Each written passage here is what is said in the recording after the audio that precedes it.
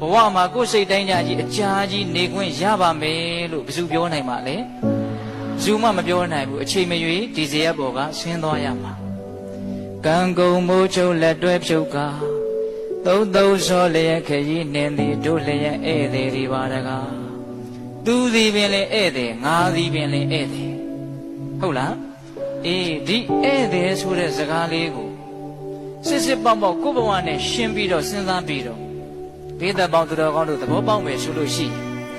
အစွဲတွေနည်းပြီးတော့တန်ရောစဉ်ကြိုးတွေရော့ပြီးတော့နေရထိုင်ရတာလွတ်လပ်တယ်ပေါ်ပါတယ်